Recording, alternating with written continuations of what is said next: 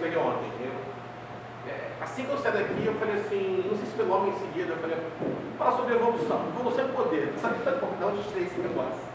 E ao longo da semana, dessas 2 semanas, eu fui trabalhando aqui nessa palestra. A rigor, gente, tem paciência comigo, porque de fato, eu já conversei com vocês antes, mas palestra mesmo, acho que essa é a primeira. Eu considero essa como primeira. E eu vou fazer algumas perguntas para vocês. É muito importante que a gente raciocinar juntos para tentar construir uma linha de raciocínio. No final, se vocês quiserem fazer alguma pergunta, mas é muito importante que a gente preste atenção para a gente tentar acompanhar a linha de raciocínio, porque é um tema. A gente sempre fala muito em reforma íntima, mas a gente precisa de ferramentas para entender como essa reforma íntima se processa, né? Para a gente poder de fato colocar ela em prática. E passa por esse tema aqui, que evolução e poder. Eu escolhi essa frase aqui para começar. À medida que o ser desperta, vai se dando conta da profundidade da sua própria ignorância. A pessoa que não sabe que é ignorante é mais ignorante ainda. E conforme você vai estudando um pouquinho, você vai entendendo o quanto que você não sabe.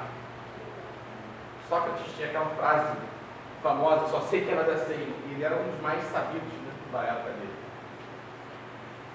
Vou começar para tentar entender o que significa evolução, né? Vem desse termo aí, evolutio, no latim, que é simplesmente desdobramento. Atualmente, ela tem vários significados, né? Ação, processo de evoluir, tem significado militar, tem significado astronômico, biológico, né? Eu coloquei um listei aqui, vários aqui, mas vou tentar, como são muitos slides, gente, não vou ler tudo não, tá? Se vocês quiserem depois o material, eu posso passar. Mas o que está interessando para a gente aqui, agora, eu até frisei que é o processo de desenvolvimento e de aperfeiçoamento progressivo, pelo qual passa toda a natureza, desencadeando modificações, despertando potencialidades. Curiosamente, a própria palavra evoluiu, se desdobrando em vários significados. Essa palavra evolução, ela não está na codificação espírita. Ela foi depois, ela foi incorporada. Só um adendo, gente. Eu estou mencionando aqui a doutrina espírita, porque várias vezes a gente volta nesse assunto. Doutrina espírita e Umbanda andam lado a lado. Para mim isso é inegável. Quando eu estiver aqui, a gente tem no nosso currículo de palestra, uma palestra sobre o Zélio de Moraes, que é o fundador da Umbanda, vocês vão ver que não tem muito como fugir disso. A Umbanda é reencarnacionista, né? A doutrina dos espíritos permeia toda a Umbanda. Então a gente usa a obra original. Esse aqui, né, o nosso amigo o Darwin, né?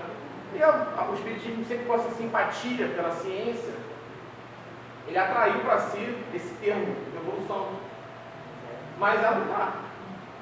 Porque para a gente, na verdade, vamos lá, do ponto de vista da biologia, é o processo de mudança e adaptação dos seres vivos às modificações ocorridas no meio ambiente com o passar do tempo.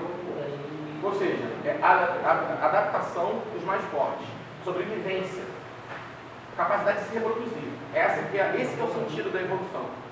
Pois não? Perguntou uma coisa? Ah, tá. Marcado pela aleatoriedade, pelo processo de tentativa e erro. Não implica necessariamente uma coisa boa. Hoje a evolução ela foi aprimorada pela genética. Mas o que fala a doutrina espírita? Quando a gente pensa em evolução, a gente hoje fala muito no desenvolvimento do amor incondicional, né? A gente fala dos espíritos evoluídos, dos espíritos extremamente amorosos, mas a doutrina ela não cita, no primeiro momento, o amor.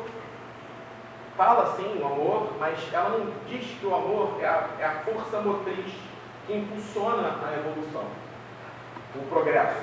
Ele fala aí, progresso, adiantamento e aperfeiçoamento. São essas palavras que você vai vendo na obra inicial. Segundo a obra do codificador, os espíritos seriam divididos em escalas, de acordo com o seu grau de perfeição. Então, vejam bem, gente. Vamos colocar a seguinte analogia. A evolução do Espiritismo significa a caminhada rumo à perfeição, que é o aperfeiçoamento. Então, os Espíritos eles buscam sempre melhorarem. Então, é nesse sentido que a gente usa a palavra evolução.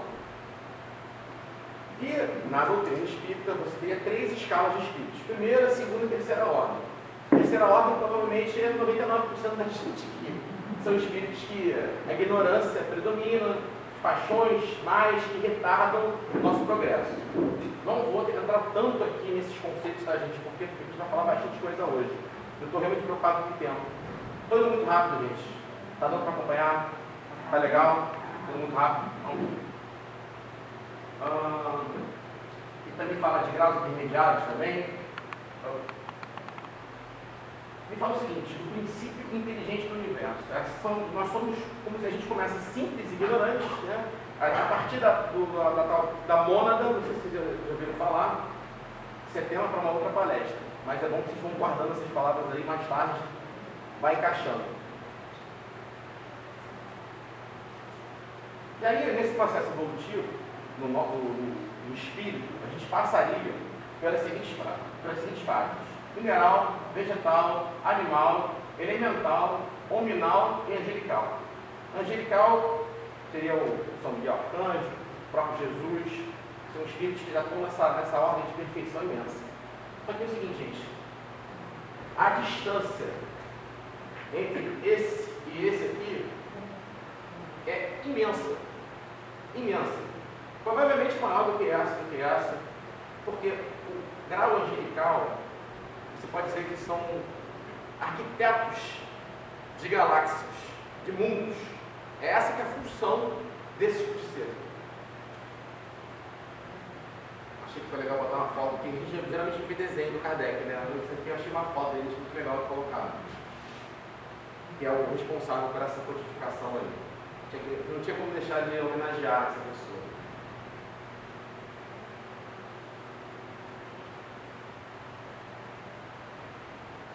Que eu já tinha dito antes, né?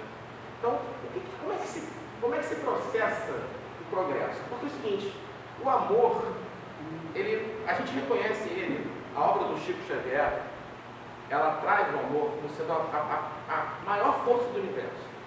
É realmente aquilo que é a cola, né? É aquilo que junta tudo. É aquilo que realmente impulsiona. É o maior poder. A gente vai falar muito de poder hoje.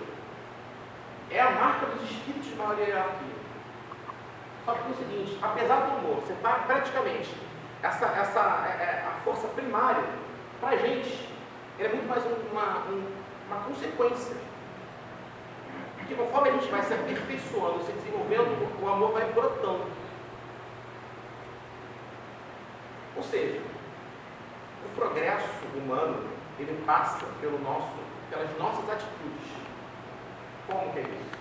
Tem 2 pilares para você processar esse teu progresso: progresso moral e progresso intelectual. Um não anda sem o outro, e eu vou provar, pelo menos segundo a doutrina dos espíritos, tá, gente? Tem parte aqui que é operativa e tem parte que não é. Às vezes não vai. O que é moral? Olha que interessante. Um conjunto de valores individuais e coletivos considerados universalmente como norteadores das relações e da conduta dos homens. A moral é como um conjunto de regras e costumes e formas de pensar em um grupo social, que define o que devemos ou não devemos fazer em sociedade. Preste atenção, gente, a moral está muito associada à coletividade. Ou seja, como que eu me comporto em relação ao outro. Porque é muito difícil. Se eu pegasse aqui os filósofos que trouxeram esse conceito, ia ficar muito difícil. Mas, graças a Deus, a gente teve alguns amigos que nos ajudaram aí. O interessante é que existe uma tal de regra áurea, que é uma lei que está presente em praticamente todas as religiões. Isso é uma coisa muito curiosa. Está no judaísmo, está no jainismo, está no taoísmo, está no confucionismo, está no budismo, está no hinduísmo. Eu não sei qual ismo que não está. Está quase todos os ismos estão aí. Um pouco diferente uma para outra. Mas o que exemplifica muito bem o que significa moral é essa frase aqui: amar o próximo como a ti mesmo. Isso é moral. Se você está na dúvida se você está tendo uma atitude moral ou não, essa frase é um ótimo guia. Aí vai aparecer assim, não fazer ao próximo tanto quanto não gostasse que fizesse a ti. Aquilo que fere ao outro e fere a ti também não faz. É assim que muda nas religiões. Muda muito pouco. É impressionante. Eu não peguei o recorte aqui da imagem, mas todas as religiões ali que eu citei, e o Ramatiz fez o favor de colocar para a gente, exprime essa mesma regra. Então, graças a Deus a gente consegue condensar numa coisa assim relativamente simples e sem ficar moral. Mas ele falou de progresso moral e progresso intelectual. O buraco vai ficando mais embaixo. Espera só. Uma pergunta para vocês. Qual é a importância para vocês do progresso intelectual? O que é mais importante? Moral ou progresso moral ou intelectual? Pode falar, o que você acha? Moral? Moral? Moral? Moral? Os dois? Os dois? O que diz o livro dos Espíritos? Mais alguém? Tá, é justo isso aqui, tá? Eu acho que sem o intelectual você não tem como ter moral, cara. Eita, que pau. É exatamente. Eu te passei a palestra ontem. Mas ele não sabia. Primeiro, são duas perguntas em sequência. Primeira pergunta, número 779 do livro dos Espíritos. A força para progredir áurea o homem em si mesmo, essas palavras a gente nem usa mais, né? Como um progresso é apenas fruto de um ensinamento. O homem se desenvolve por si mesmo naturalmente, mas nem todos progridem simultaneamente do mesmo modo. Dá-se então que os mais adiantados auxiliem o progresso dos outros por meio do contato social. Olha a moral aí aparecendo disfarçada. Aí continua. O progresso moral acompanha sempre o progresso intelectual, decorre deste, ou seja, do progresso intelectual, mas nem sempre o segue imediatamente. Como pode o progresso intelectual engendrar o progresso moral? Fazendo compreensíveis o bem e o mal. O homem desde então pode escolher. O desenvolvimento do livre-arbítrio acompanha da inteligência e aumenta a responsabilidade dos atos. Gente, o cerne daqui, boa parte da palestra é isso aqui pra gente. A gente acaba relegando, deixando muito em segundo plano o progresso intelectual. Mas o progresso intelectual, ele é requisito de livre-arbítrio. Porque com o progresso intelectual você começa a entender. Tá, beleza. Pô, já começa a cair algumas coisas que... alguns conceitos que a gente dá como certos em matérias de espiritualidade, né? Continuando. Gente, como vocês olham essa imagem aqui? Vocês acham que isso aqui é representação de inteligência? Sabedoria? Sabedoria, né? Então sabedoria é diferente de inteligência, né? São coisas diferentes, né? Tem como ser sábio sem ser inteligente? Tem como? Experiência de vida. Ah, é? Então me diz uma coisa. Como é que eu vou pegar essa experiência de vida que eu tenho, processar ela, organizar ela e passar para o outro? É sendo sem inteligência?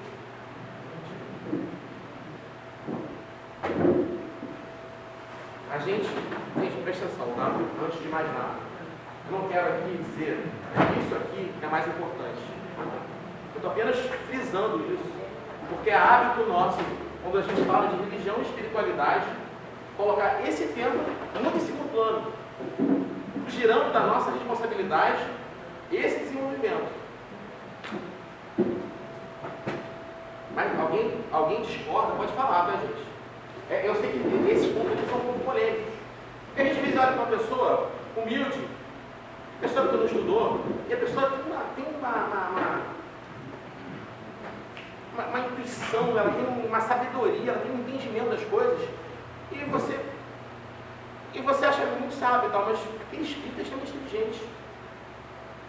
Mas vamos tentar entender um pouquinho o que é inteligência, porque inteligência, infelizmente, ainda é um conceito muito obscuro, tá? Não é uma coisa assim muito fácil de entender a minha experiência. Então, eu usei aqui porque tem inteligência sobre vários prismas, né? Eu peguei esse conceito aqui de inteligência, que é da ciência da computação, da tecnologia da informação. Que a gente entende geralmente inteligência como, né? É capaz de resolver problema, discernir, julgar. Mas vamos ver uma forma um pouco mais objetiva e tentar destrinchar um pouco o que é inteligência. Deixa eu provar aqui. Estão vendo essa pirâmide aqui? Dados, informação, conhecimento, inteligência. Mateus está sabendo bem disso aí. Cadê? Né? Vocês estão vendo que é uma base que vai afunilando aqui? Vou explicar para vocês o que é cada uma dessas coisas. Gente, isso aqui é de acordo com a tecnologia da informação, tá? Dado. Dados são registros, fatos brutos, coletados que não possuem qualquer significado, contexto ou nexo de realidade. Out. Chutei aqui. Out. Informação. Os dados são estruturados, organizados, processados, contextualizados. A geração de uma informação. O DNS é alto. O DNS é alto. Informação. Conhecimento. Conhecimento é gerado através da habilidade de analisar as informações encontradas. Em outras palavras, o conhecimento acontece quando as informações são integradas e processadas, sendo que através da análise do todo podem ser encontradas determinadas conclusões. O DNS é alto, grande e deve ser forte. É forte. Não é grandão? Inteligência. Inteligência é se o DNS vier para cima de mim, eu vou correr. Entendeu? Inteligência é isso, é a aplicação do conhecimento. Eu pensei logo no dente, Marcelo também poderia ser também. Também é grandão. É Marcelo se pesar, se dele se irritar, meu irmão, corre. É a aplicação do conhecimento. Ou seja, quais ações podem ser tomadas através do conhecimento que foi adquirido. Então, resumindo, inteligência é a capacidade de reunir dados, informação e conhecimento e transformá-los em ação. Frisar essa aqui. Ação. Ação. Quando você se omite, você está agindo, tá? Você está discernindo que é melhor você não fazer nada. Então, não fazer nada também é uma ação. Ainda mais quando você toma essa atitude consciente. Gente, essa questão de inteligência é tão crucial para a gente que, aliás, eu recomendo para quem gosta de sensação de espiritualidade esse canal aqui, tá? Paranormal Experience. Esse cara aqui, é o Geraldo Lemos Neto, não sei se vocês já ouviram falar nele, ele ajudou a editar vários livros do Chico, amigo próximo do Chico, conhecia bem ele na sua intimidade. E o Geraldinho perguntou assim, ele conhecido como Geraldinho, né? Perguntou assim: Chico, como é que faz? Todos os espíritos, quando eles vão reencarnar, eles têm esse planejamento, eles escolhem o que eles vão fazer, escolhem se vão trabalhar nisso, naquilo, o que eles vão fazer. Olha o que o Chico falou. De acordo com o seu grau de inteligência, não com o seu grau de moral. Os espíritos eles vão ter um planejamento maior ou menor pelo seu grau de inteligência. Não vi o Chico falando, não li o livro do Chico falando isso. É o que ele disse que ele disse. Eu sei muito bem disso, tá? Mas eu, sinceramente, eu gosto desse cara. Eu dou crédito para ele, tá? E para mim faz sentido. Porque você tem a questão do livre-arbítrio, mais desenvolvida. Então faz sentido que um espírito mais inteligente tenha condição de escolher melhor qual o seu rumo.